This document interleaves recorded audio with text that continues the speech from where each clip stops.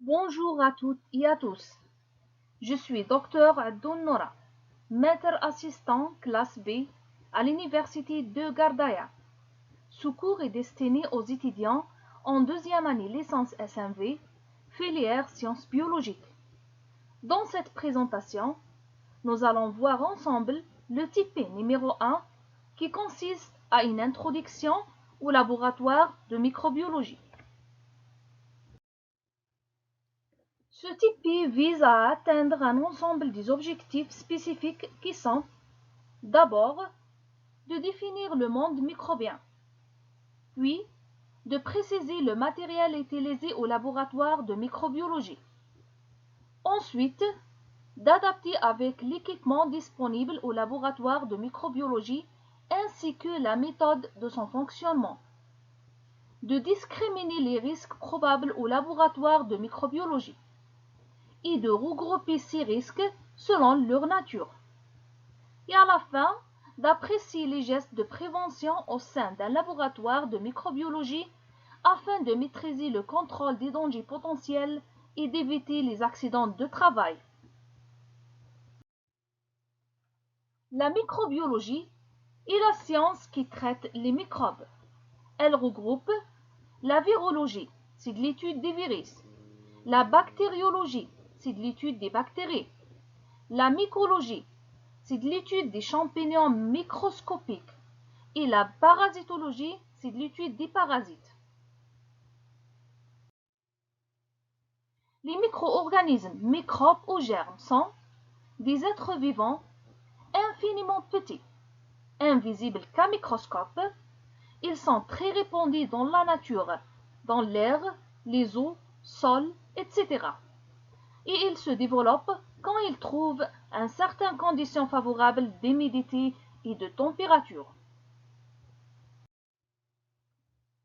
Le matériel utilisé au laboratoire de microbiologie se divise en trois catégories: verrerie, matériel léger et matériel lourd. La verrerie utilisée au laboratoire de microbiologie est synthétisée en pyrex, verre chimiquement propre et stérilisable. Elle est destinée à la préparation des milieux de culture et afin d'effectuer les fermentations, telles que les ballons, les fioles, les éprouvettes graduées, les pipettes graduées, les entonnoirs, les béchers, les Erlenmeyer, etc. Les principaux matériels légers utilisés au laboratoire de microbiologie sont, premièrement, un bec benzène, qui est un brûleur à gaz, offre une zone de stérilité de 10 cm de diamètre, des anses à ensemencer, des boîtes de pétré, des tubes à essai, en plus des pipettes de Pasteur qui se transforment avec un procédé très simple en râteau ou bien étaloir, en utilisant la flamme du bec benzène.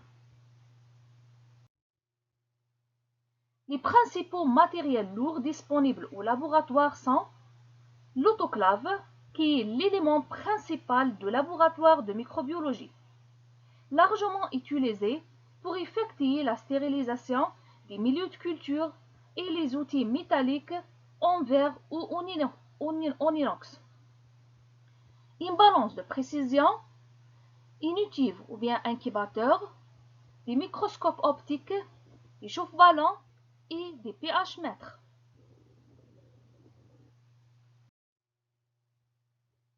Afin d'éviter les accidents de travail au niveau du laboratoire de microbiologie, on va discuter un ensemble des risques et les gestes de prévention au sein du laboratoire de microbiologie. D'abord, le risque de brûlure est provoqué par une mal-utilisation des becs benzène. Pour prévenir de ce risque, il faut assurer d'être plus vigilant au sein des laboratoires, porter une blouse en coton non inflammable, attacher les cheveux et éloigner les produits inflammables des becs benzène. Le deuxième danger est le risque d'électrocution, qui est causé par les appareils électriques abîmés. Pour prévenir de ce risque, il faut maintenir les sols et les paillasses secs, sécher les mains avant de toucher une prise ou une fiche d'appareil et signaler la présence de tout appareil abîmé ou fil dénudé. Ensuite, l'utilisation des produits chimiques peut provoquer plusieurs risques, à savoir des risques d'inhalation, d'ingestion, de projection et de combustion. Afin de prévenir de risques d'inhalation des produits chimiques, il faut travailler ce hôte, fermer les flacons après chaque utilisation et éviter de respirer au-dessus d'un flacon ouvert. Afin de prévenir de risques d'ingestion d'un produit chimique, il faut interdire le pipetage buccal des solutions et utiliser un système de pipetage mécanique ou automatique, poire aspirante, micropipette ou pipette automatique. Afin de prévenir de risques de projection, il faut porter une tenue de sécurité, blouse, masque, gants et lunettes, et de travailler toujours ce hôte. Et afin de prévenir de risques de combustion, il faut éviter de manipuler un produit inflammable proche d'une source d'étincelle. Enfin, la manipulation des germes peut provoquer différents dangers. Pour éviter le risque d'inhalation des germes, il faut porter un masque de protection et manipuler les souches microbiennes sous haute à flux laminaire. Pour prévenir de risques d'ingestion des germes, il faut interdire de boire ou manger dans le laboratoire et maintenir une hygiène rigoureuse des mains. Et à la fin, pour éviter le risque de projection des germes, il faut éviter les courants d'air, il faut porter des lunettes et éviter la création d'aérosols. À la fin de cette présentation, je vous remercie pour votre attention, chers étudiants, et à bientôt dans le prochain TP.